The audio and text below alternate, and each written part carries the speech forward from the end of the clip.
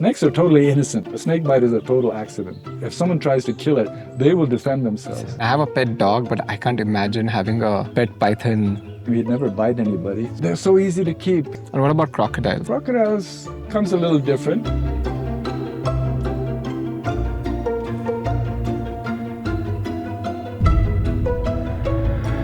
Romulus Whitaker has been bitten how many times? I've been bitten thousands of times by non-venomous snakes. India has been captivated by recently is Vantara.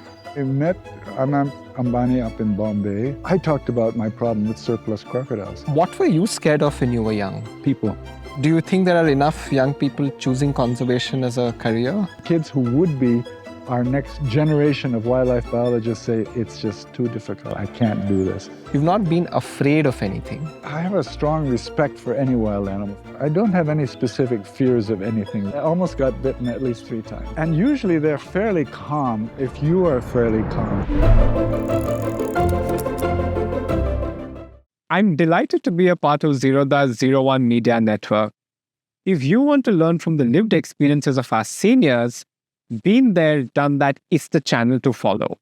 So, I mean, you've had many people graduate, but do you think there are enough young people choosing conservation as a career? Or would you like that to be more? And how can we entice people to choose that as an option? I'll tell you what people need, what kids need is encouragement. And that's what we've been doing, but we're not enough. I mean, there are organizations now in India, a lot of fantastic wildlife organizations, and the Sanctuary Asia magazine, for example, has just opened, whole chapters to people, to young people especially. And I could name a dozen organizations who have enlisted a bunch of young people. I'll tell you, the problem is now, if you're going into wildlife and you're doing it academically, you're doing research. And if you're doing research, you need permits. And a big problem now is that both the central and state governments in the wildlife departments require permits to do stuff. And it's deadly difficult to get these permits. Right. You have to convince them of your veracity, that you're very serious at wanting a permit and what it's for, and you're not going to hurt the animal and the whole thing. I understand why they have this permitting system, and I'm very glad they do. But they've got to be a little more lenient and a little more supportive. Otherwise, it's just too frustrating. And the kids who would be our next generation of wildlife biologists say, it's just too difficult. I can't do this. And they'll go into engineering and doctors and stuff like that, which is good also. I mean, I'm sure we need engineers, we need doctors. But damn it, we need wildlifers too. I guess one reason why you could perhaps pursue this back then is because some of these laws or permits didn't exist. And one of the things I see as a recurring theme, even when I was reading the book, was the word daredevil, which I think you've been. You've not been afraid of anything. Like, you've embraced animals, you've almost, you've had elephants come up to you, you've had other animals, crocodiles, for example, when you jumped into the pit when you were trying to impress somebody, for example. Yeah. And because, we tend to be scared of, say, a snake, be careful, crocodile, be careful, or any other animal, including maybe a dog. What were you scared of when you were young? People. Why people? I don't know. I've always had a bit of a fear of people. Yeah. Maybe that's not quite true. I have a strong respect for any wild animal. I don't have any specific fears of anything, really. I've just sort of... Take it as it is. Yeah, take it as it is. Has your sense of fear, though, evolved as you've grown older? I've slowed down. I made a video recently. A friend of mine who's a very nice editor put together some footage of the last King Cobra that I caught. It was in Borneo. Oh, how long ago was that? 2019. Okay, 6 years ago. Yeah. Okay, I was 77, I think, at that stage. And I have never had anyone take an entire video of a King Cobra that I caught. But in this case, 2 people had point and shoots. So I had a snake hook. I knew exactly what to do. Man, come on, this is like, I don't know how many King Cobras I've caught, but it was just another King Cobra. And usually they're fairly calm if you are fairly calm. If you are a disaster zone type of snake catcher, you know, like that, I don't do all that drama. Pull it out, pull it out, pull it out. And then the action really begins, because I had it by the tail and it just charged straight at my face. I pushed it back down again. I had the bag ready. We have a pipe and bag method of bagging them, which is a very simple system of tying the snake bag around a PVC pipe, and you put it against a tree, wedge it there. And when the snake sees this cave, invariably it feels there's something safe that I can get into, and goes inside. And very often it happens just in a few minutes. This snake that wanted nothing of it, he looked at me. It was a he. It was a male, about 12 feet long, pretty big snake, very big snake. And it just like that. And I'm sure my heart was going pitter patter. I wasn't frightened. I was just exhausted, probably. But the point is that, to get back to the point of these videos, showed that I almost got bitten at least 3 times. And getting bitten there would have probably been fatal, okay? Right. And I've got a lovely wife, and I've got you know, a lovely family, and I don't want to die at this stage. I mean, give me a few more years, you know, sort of thing.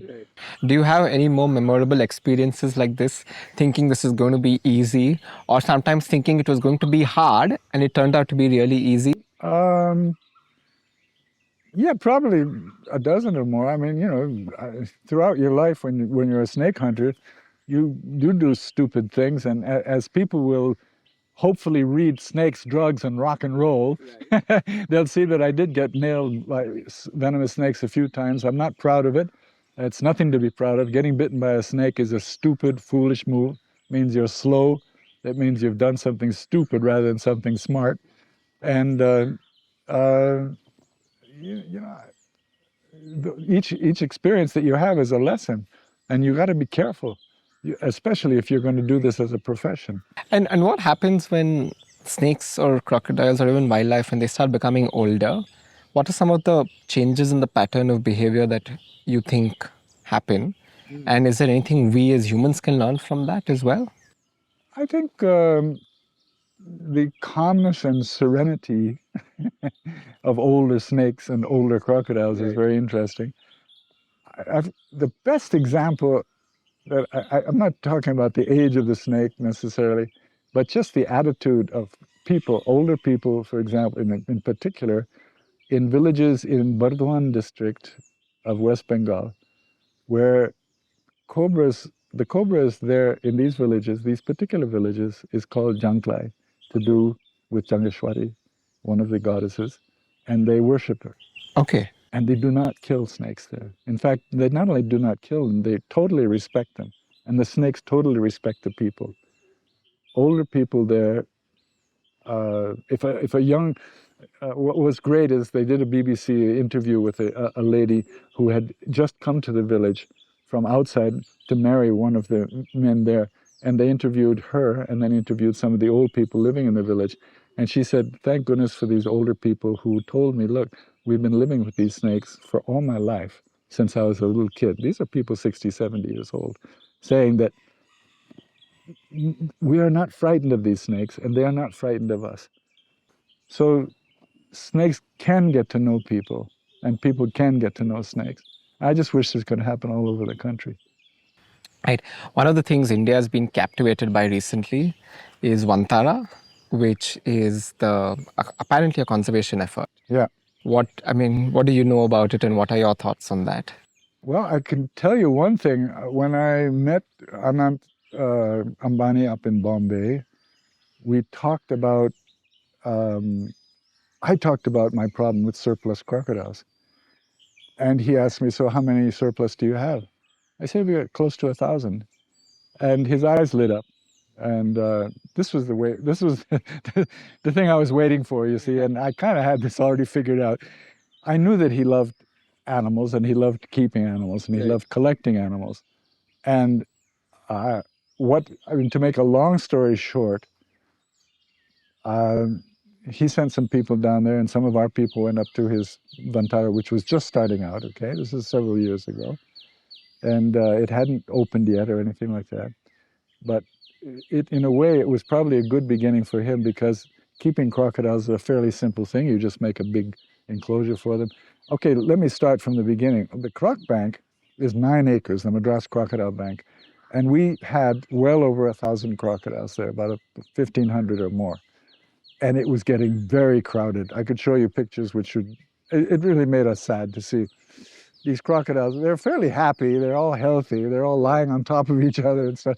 Man, this is too bloody crowded. And for years and years, we tried to get other crocodile farms started, crocodile parks started in Kerala, in Goa, here and there in the country. We got to the planning stage, but then they said, no, forget it. So it never happened. Right. But it looked like this could be a very solid way of happening, and it did. So we worked out the logistics of it. If they're going to travel all the way, I think 12 or 1,300 kilometers from Madras, from Chennai to Jamnagar by truck, the trucks had to be well cushioned, well, they don't bounce around too much. The crocodiles had to be packed individually in individual boxes with straw padding inside so they didn't bounce around too much. Okay. The trucks had to be air conditioned because they couldn't get overheated on the way, and it worked. Got it. This is the last section of the podcast. Yeah. It's a quick rapid fire. Okay. Some of them might be choices and some could just be quick answers that you may want to give. So if you had to choose between Elvis Presley and Bob Dylan? Bob Dylan. Bob Dylan. Cat person or a dog person? Which one are you? Dog, definitely. Dog person. What is the one thing you disliked about being young? Well, it took a while. It takes a while when you're young to get any kind of respect or to get people to listen to you, even if you have a very good idea. One thing you have now that you wish you had when you were younger?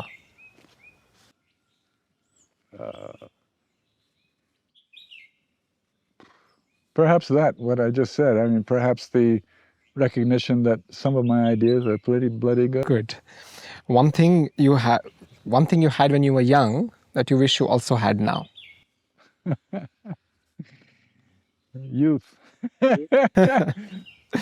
Got it. Now, Bill Hast had been bitten at least 80 times. Romulus Whitaker has been bitten how many times? Oh, boy. Yeah, we usually don't admit that stuff. I told you earlier, getting bitten is stupid. So I've been bitten thousands of times by non-venomous snakes. I mean, any snake handler does. Right. Venomous snakes, 5 or 6, and only 1 or 2 serious. Got it. Your favorite song? I don't. It bugs the hell out of Janaki, but there's a song by Gordon Lightfoot called "That's What You Get for Loving Me." Okay. And it's been going around in my head for the last few days. It's driving me nuts, and it's driving her even more nuts. But no, there's some Dylan songs which, of course, lead the pack. Okay. Looking back, what is the advice you'd give to your 30-year-old self? Keep doing it, man. Keep doing it. The advice that you'd give to a 20 or a 21-year-old person who's graduating from college? Just follow your heart and don't, listen to your parents and elder people, but follow your heart first. Follow your heart first. And the advice you'd give to someone who's retiring and entering the silver years? Don't sit around. Find something to keep you going, man. And there's just so many wonderful things happening in the world. And you can find that niche, I'm sure. Ram, it's been wonderful speaking with you. Thank you so much for taking the time, and it's wonderful being here. I enjoyed the goats who almost rocked all our cameras. I just wish they were Komodo dragons, instead of goats. That would have been a lot more fun. We'd have to be on the Komodo Island for that. Yeah. Let's do the next one. Done. The next book. Yeah. Done. Cool. Done. Thank you so much. Good.